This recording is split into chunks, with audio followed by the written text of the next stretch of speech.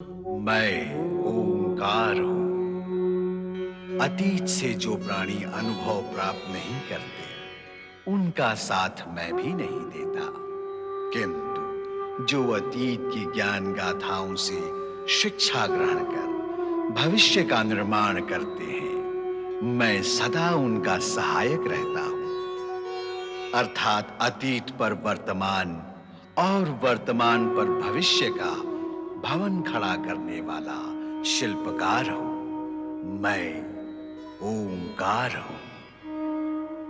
कैलाश पर श्री हरि विष्णु, लक्ष्मी, ब्रह्मा व सरस्वती पहुंचते हैं और शिव के श्रृंगार की चर्चा करते हैं। श्री हरि विष्णु नारद को हिमालय राज के यहाँ बारात के स्वागत हेतु भेजते हैं। आकाश मार्ग से होते हुए बारात हिमालय भवन पहुंचती है। नंदी पर बैठे भभूतधारी शिव और भूत पिशाचों को देखकर मैना रानी बेसुध हो जाती हैं और शिव पार्वती विवाह की स्वीकृति नहीं देती। जिस पुत्री के हित और मोह में पड़कर तुम बार-बार भोलेनाथ को अपशब्द कह रही हो, उस पुत्री से भी तो पूछ लो कि उनका रूप कैसा है। क्या हम सब पार्वती का हित सोच भी सकते हैं? यदि भोलेनाथ का रूप विकराल होता, तो जगत की चिंता करने वाले श्री हरि विष्णु स्वयं इस विवाह से चिंतित होते। यदि अब भी तुम्हें विश्वास नहीं है, तो अपनी पुत्री पार्वती से सत्य जान लो। क्या वह भी तुम्हारे साथ छल करेगी? कभी नहीं। तो फिर पुत्री की बात मानकर द्वार पर चलकर एक बार वर राजा को देख लो। हाँ, एक बार जाके देख लो माँ। देखा तो था। वह जो देखा था, अहंकारी मन और शंका की दृष्टि से देखा था। अब अपनी पुत्री के पति, अपनी जामाता और वर राजा के मंगल रूप को देखकर तुम्हें सब कुछ सत्य और सुंदर दिखाई देगा। हाँ मैना रानी, यदि मन और दृष्टि में सुंदरता हो, तो सब कुछ सुंदर दिखाई देता है। मैना रानी, जामाता की अगवानी के लिए तुम्हें शीघ्र ही द्वार पर पहुंचना चाहिए, क्योंकि जामाता की अगवानी व स्वागत स्वयं वधू की माता ही करती है। अब आप विलंब न करें। विजया, तुम सब जाओ और जाकर जमाता राजा के तिलक और स्वागत की तैयारियां करो।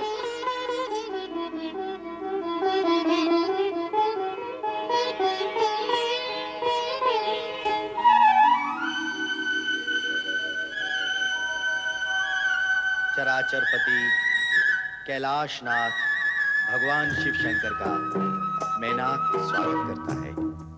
प्रभु, मेरा प्रणाम स्वीकार करिए।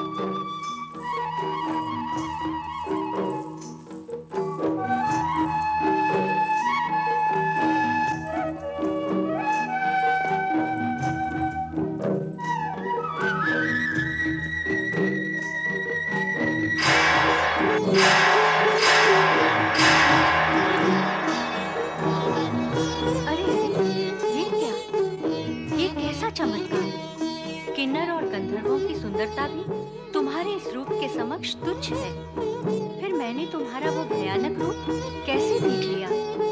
कौन था वो तुम्हारे मन का ऐसा भूत जिसने अहंकार के गर्भ से जन्म लिया। तुमने जो देखा वो सत्य नहीं था, और जो असत्य था वही तुम्हारी शंका, भ्रम और अहंकार के कारण तुम्हें दिखाई दी। ऐसा इसलिए हुआ कि रानी होने के अभिमान ने तुम्हें पकड़ रखा और तुम्हारी दृष्टि के घृणा भाव ने मुझे जकड़ रखा। यदि ये जकड़ पकड़ न होती तो मैं तुम्हें पहले भी ऐसा ही दिखाई देता जैसा अब दिखाई दे रहा है।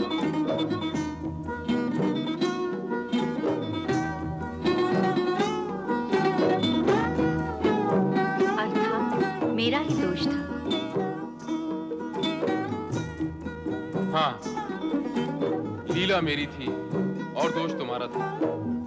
तुम्हारा आशंकित मन ऐसे ही दृश्य और आकृतियां देखने का इच्छुक था जो तुम्हारे भ्रम, अहंकार और असत्य को संतुष्ट कर सके। जो कुछ तुमने देखा वो तुम्हारी कुशंकाओं का प्रतिबिंब था।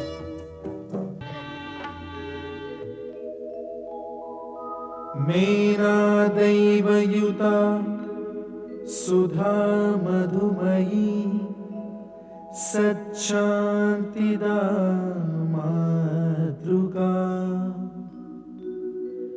तद्वद्दैवयुतो हिमाचल इति साक्षात् स्फटिकापिता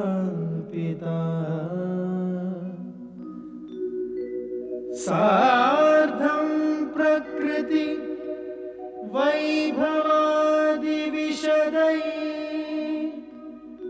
सानन्दयुक्तैः स्वरैः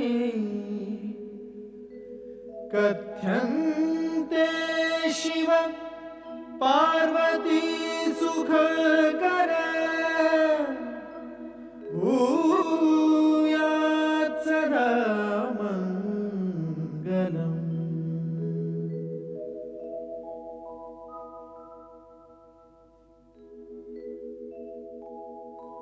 आदौ भूतपतिः अऊममिलितो ओंकार व्याहार्यते एकोऽहं बहुश्याम भवनतया धातृहरि निर्मितौ पश्चाद विश्वसमान प्राकृतजना सम्पादिताः शङ्करैः सोऽयं शैव विवाह्यते च प्रकृतिं भूयात् सदा मङ्गलम्।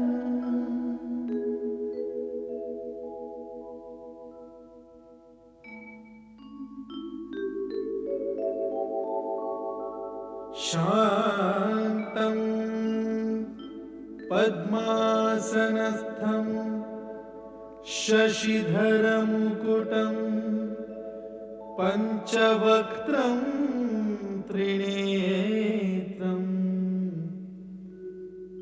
शूलं वज्रं कृपाणं त्रिशूलमपि युतं दक्षिणागे वहन्तं नागं पाशं च घण्टां डमरुक सहितं चाङ्कुशां वामभागे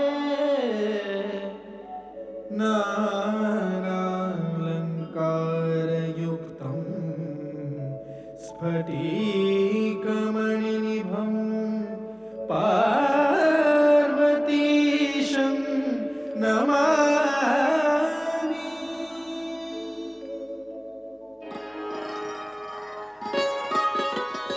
हिमालय राज, कन्यादान की विधि पूर्ण करने के लिए कन्या का पिता वर से उसका कुल, गोत्र एवं पिता का नाम, साथ ही वेद एवं शास्त्र का ज्ञान पूछता है। अतः आप वर से इस विषय में पूछें।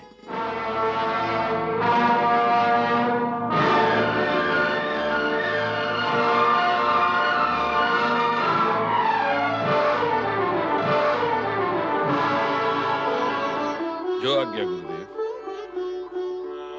वर राजा, मैं आपसे अनुरोध करता हूं कि आप कृपा करके अपने कुल, गोत्र, पिता का नाम व ज्ञान के विषय में विस्तार पूर्वक बताएं।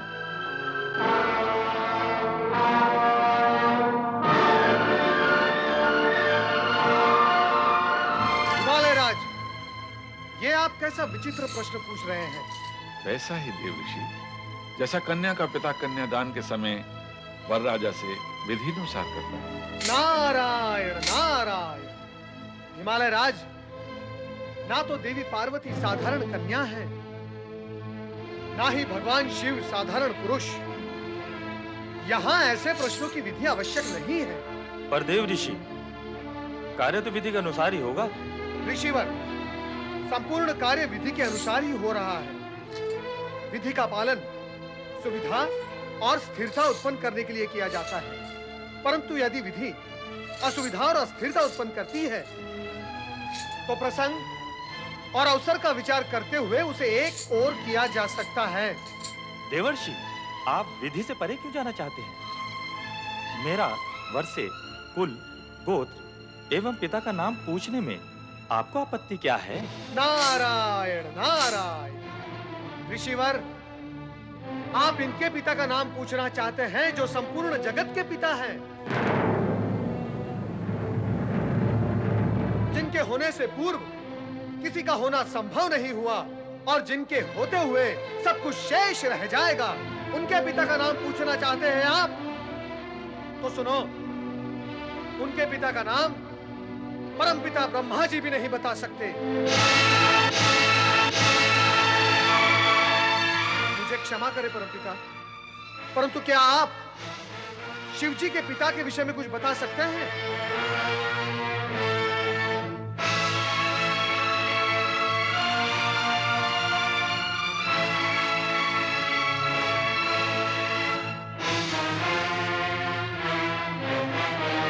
श्री हरि विष्णु, क्या आप जानते हैं कि शिव जी के पिता कौन थे?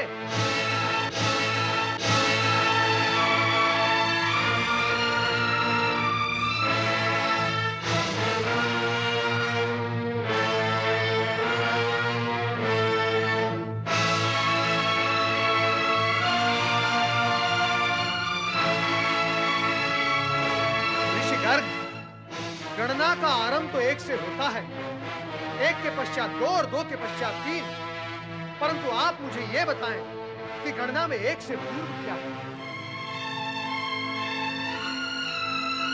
बताएं ऋषिवर कि गणना का अंतिम अंक क्या है?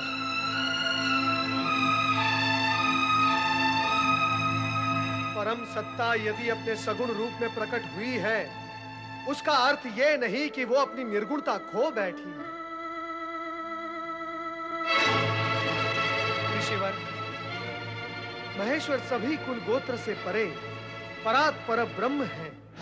ये गोत्रहीन होकर भी सर्वश्रेष्ठ गोत्रवान है, ये कुलहीन होकर भी परम कुलीन है तथा सर्वथा निर्गुण होकर भी सगुणवान है।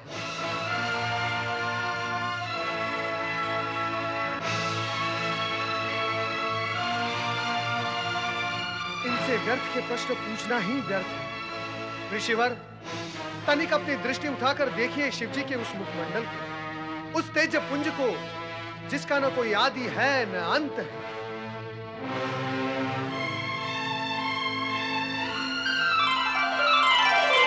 वो सार्वभौम है, सर्वश्रेष्ठ, परम सत्य, परम ब्रह्म, परम पिता परमेश्वर का भी भला कोई पिता हो सकता है?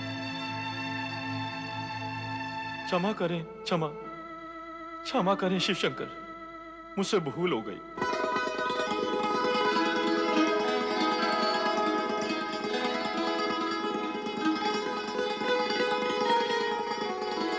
परमपिता ब्रह्मदेव, श्री हरि विष्णु, मैं रीत, विधि एवं औपचारिकता में ये विराट सत्य भूल ही गया था। ऋषिवर, मेरा विचार है आगे की विधि अब आप पूर्ण करें, अधिक विलंब उचित नहीं। अवश्य, अवश्य आरंभ करें।